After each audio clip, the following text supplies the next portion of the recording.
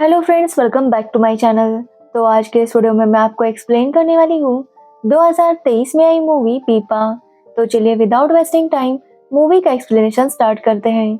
Movie start होती है 1970 से। पाकिस्तान हिंदुस्तान से आज़ाद हो गया था, लेकिन पाकिस्तान के दो हिस्से थे, एक ईस्ट पाकिस्तान और दूसरा वेस्ट पाकिस्तान। अब ईस्ट पाकिस्तान चाहता है कि उनका एक अलग देश हो, बांग्लादेश।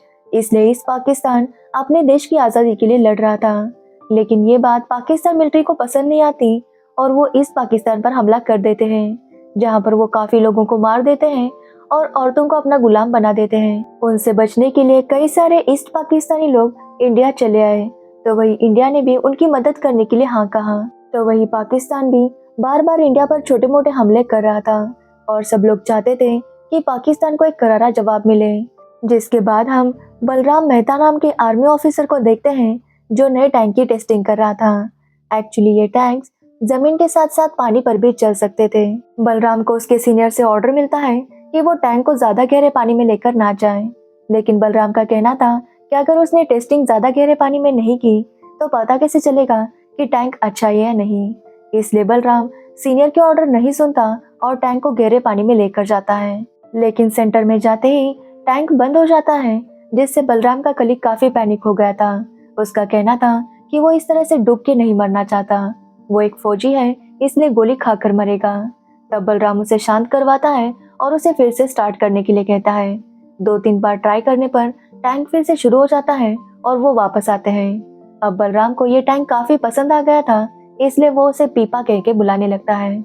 लेकिन जब बलराम वापस आता है तो उसे सीनियर से डांट पड़ती है, क्योंकि बलराम ने सीनियर के ऑर्डर नहीं फॉलो की थी, इसलिए उसके ऊपर इंक्वायरी बिठाई जाती है।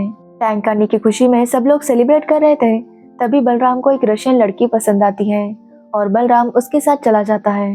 अगले दिन जब बलराम घर आता है तो वहाँ पर उसकी बहन राधा की शादी तय हो रही थी। एक्चुअली बलराम की एक छोटी बहन है राधा और उसका बड़ा भाई है राम, जो कि एक आर्मी ऑफिसर था। अब राम भी काफी स्ट्रिक्ट था और वो हमेशा बल्ली को डांटता रहता है, क्योंकि बल्ली कोई रूल फॉलो नहीं करता, इसलिए उसके और राम के बीच में अक्सर लड़ाई हो जाती है। तो वही राधा की बात करें तो राधा एक मेडिकल कॉलेज की स्टूडेंट है और उसकी शादी मंजोत से तय हो गई थी, लेकिन राधा अभी कंफ्यूज है कि उसे मंजोत से शादी करनी चाहिए या नहीं। बल्ली अपनी माँ को बताता है कि काफी सारे रेफ्यूजीज इंडिया आ गए हैं, जिसकी वजह से बहुत भीड़ हो चुकी है।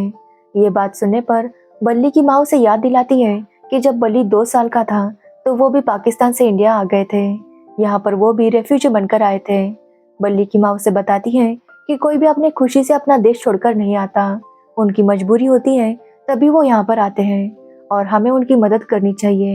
ये बात सुनकर बल्ली भी समझ जाता है कि उसे इस तरह से बात नहीं करनी चाहिए थी। उनकी बातों से हमें पता चलता है कि बल्ली के पापा भी आर्मी ऑफिसर थे और एक वॉर में शहीद हुए थे। तो वही अगले दिन राम को लेटर आता है, जिसमें उसे ड्यूटी ज्वाइन करने के लिए कहा गया था।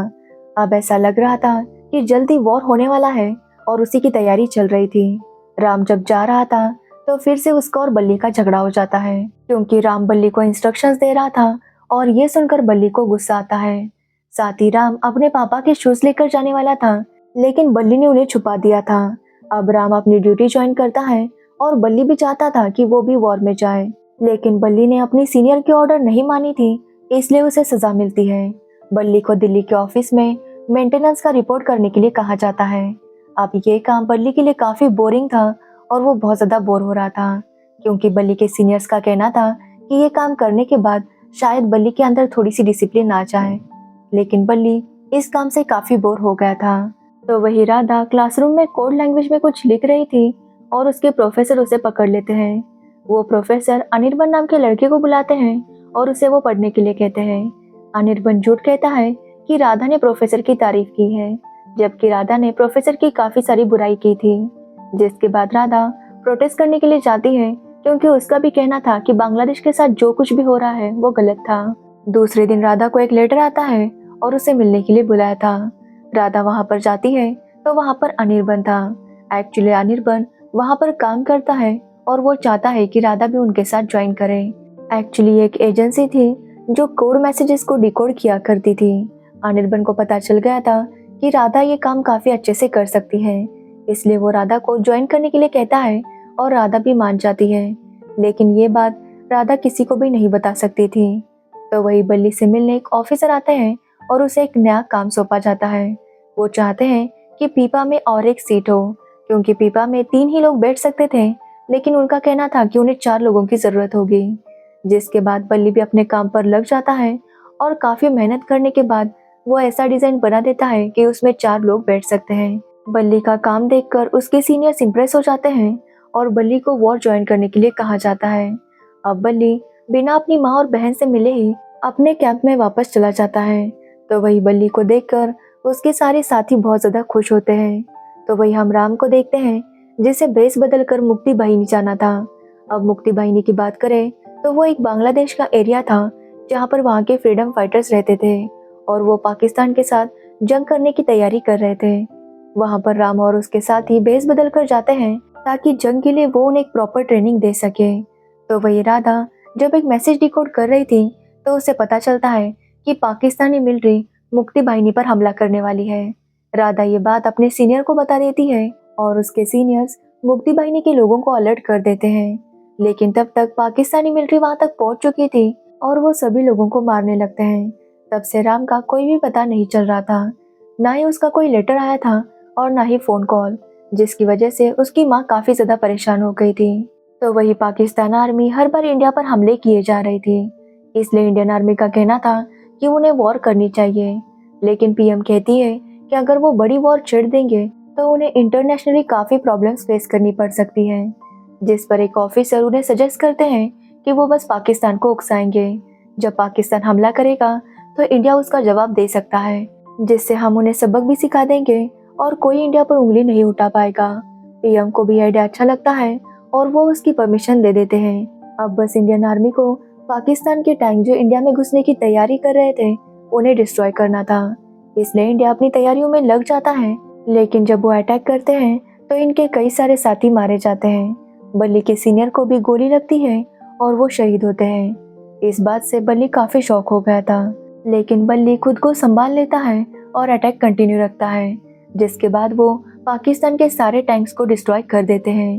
अब बल्ली कैप्टन बलराज मेहता बन गया था। बल्ली इससे काफी खुश था। तभी उसे राधा बताती है कि राम का कुछ भी पता नहीं चल रहा। अब ये बात सुनकर बल्ली को काफी बुरा लगता है, क्योंकि राम जब जंग पर जा रहा था तो बल्ली ने उसे कहा था कि वो उसे वापस देखना नहीं चाहेगा। बल्ली को लगता है कि शायद उसकी बद्दुआ राम को लग गई, इसलिए राम का पता नहीं चल रहा। तभी वहां पर एक आदमी आता है जो पाकिस्तान एयरफोर्स से बिलोंग करता था। उसके देश ने उसे गद्दार कह के निकाल दिया था। वो आकर बल्ली को बताता है कि एक इंडियन आर्मी ऑफिसर को बांग्लादेश में पाकिस्तानी मिलिट्री ने पकड़ा है और वो उसे काफी ज्यादा टॉर्चर कर रहे हैं। अब ये सुनने के बाद बल्ली को ऐसा ही लगता है कि शायद ये राम ही होगा। तो वही हम देखते हैं कि वो सच में राम ही था। राम को पाकिस्तानी मिलिट्री ने पकड़ लिया था और वो चाहते थे कि राम कबूल करे कि राम एक इंडियन आर्मी ऑफिसर है। वो राम को काफी टॉर्चर करते हैं, लेकिन राम कबूल नहीं करता, क्योंकि अगर राम ने कबूल किया तो वो इंडिया के ऊपर आरोप लगाएंगे। ये राम को पता था, इसलिए राम अपनी जबान नहीं खोलता।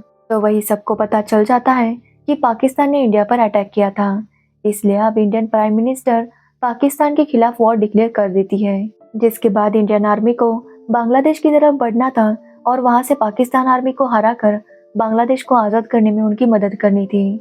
अब इंडियन आर्मी अपने पीपा टैंक्स को लेकर निकल पड़ती है।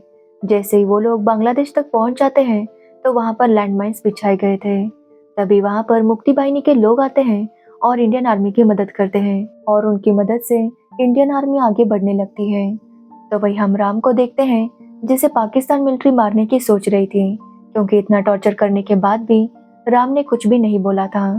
तभी वहां पर एक मुक्ति बाहिनी का लड़का आता है और उस आर्मी ऑफिसर को मार देता है। जिसके बाद राम भी वहां से भागकर निकलने लगता है। तो वो देखता है कि वहां पर बहुत सारी औरतों को भी कैद करके रखा था। अब राम वहां से किसी तरह से बचते हुए वहां से बाहर निकलने की कोशिश कर रहा था। तो वही हम बल्ली को भी देखते हैं, जो अपनी यूनिट के साथ वहां तक पहुंच गया था। अब इंडियन आर्मी और पाकिस्तानी आर्मी में अटैक शुरू हो गया था। इंडियन आर्मी पाकिस्तानी आर्मी को डिस्ट्रॉय कर देती है और वहां के लोगों को आजाद कर देती है। तभी वहां पर बल्ली की नजर राम पर पड़ती है। राम को जिंदा देखकर बल्ली भी बहुत खुश था। तो वही बल्ली को इतना रिस्पॉन्सिबल देखकर राम भी बहुत खुश था। दोनों एक दूसरे से काफी बातें करते हैं और ऐसा लगता है कि उनके बीच भी सब कुछ ठीक हो जाएगा।